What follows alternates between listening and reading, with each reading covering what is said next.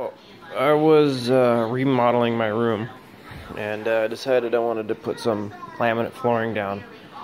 And by the time I did all the shopping and pricing out, it was going to be about $1,500 for the flooring that I wanted and all the extras and everything.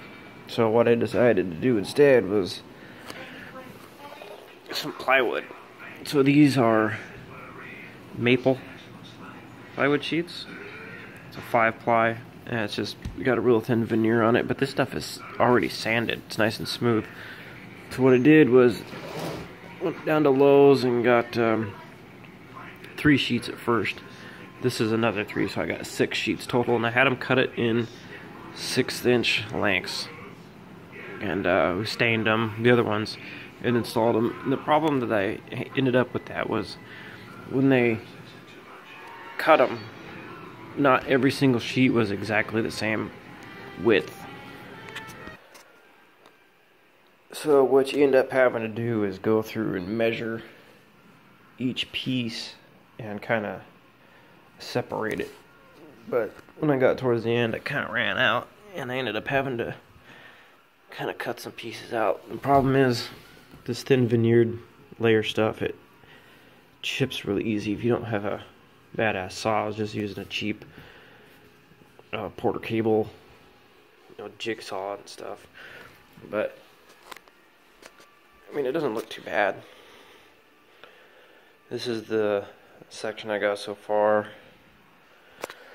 There's no real set way to do this. I just kind of started on one side, ran all the way to the end, then made my cut, and then started with that piece, and then ran all the way to this end and made another cut. Try not to have too many pieces that overlap right next to each other.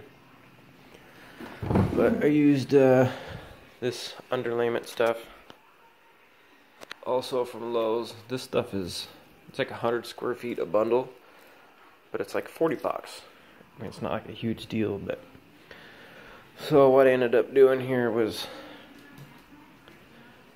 kind of doing the major mass of it, and then high traffic area like the door. But see, I kind of have this little spot here that's not going to be covered, but I'm not going to open up another $40 container just to do this spot. So I'm just going to take this one that I got left over back, and I'm just going to build a little foot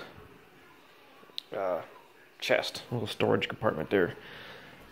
And this bed frame is going to be there's going to be storage drawers under here. So it goes clear all the way through to the other side.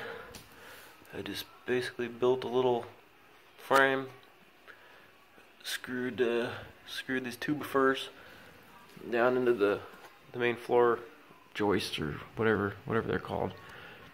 And we ended up having to put the bed in here because the other room we ended up having to do some stuff too, and we ended up having to move in here early. But this is all going to be storage drawers. I haven't figured out if it's going to be drawers or if it's just going to have a slide out drawers or what. But the rest of the room has this maple plywood also that was pre-cut into pieces. And I got some shelving. That's floating shelves that are built into the walls. It's kind of a mess in here right now because we're moving around, but these 2 buffers here actually go into the wall, and I have extra studs on the wall on the inside that support this, so I could probably hang a car on this. It'll be fine. Same with the little tables here. These haven't been trimmed down to size yet, but kind of gives you an idea. Sorry, it's so cluttered in here. But what you need to do is, once you get your sheeting cut, you need to go through and get yourself some like 80 grit or something and just kind of round over the edges to make it so when you put it down you don't See, like that perfect example, you know, you just kind of gotta round that off. What I do is I'll take this outside and sand over the edges, and then I'll stain it, and I'll let it sit for about 2 weeks or so. I don't know why 2 weeks, it's just what the other ones ended up being, but I'll pick the best side that has the most defects in it, you know, just so it shows up a little better. Like this piece is just going to be like a generic piece, you know, like that one. This will be, you know, they'll be face up because of that boo-boo it's got down there, but it's really simple. But the problem, I said before, is the width. Depending on how skilled your associate is that cuts your wood, or if you just buy the sheet yourself and cut it, you need to make sure that where your lines are, whether or not you take the whole sheet and mark out 6 inches and then cut, you need to make sure that all your cuts are at least reasonably the same. Otherwise you'll end up fighting it and it's just no fun. But this is really a cheaper way to go, is you get like a box of Pergo, you know, whatever, Pergo laminate. It ends up being on average about $40 for a, you know, like a 4x4 square. But this stuff is about $40 a sheet. So, you know, I got 3 times more coverage for basically half the price. And then you can stain it and do, you know, whatever you want. So what I'm going to do after I get all this stuff put together and nailed down, it's going to have probably 2 layers of this stuff on there.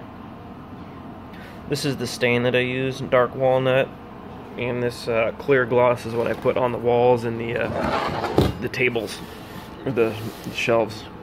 But this 1 gallon should give me about 2 coats over my room. The total room space is about 14 by 13, so whatever that is minus the space for the bed. But this will give it a nice protective layer over it, because I've already kind of scratched the shit out of it. And I got a 3-year-old that's really good at helping. So yeah, that's kind of how I did my plywood floors in my room for cheaper.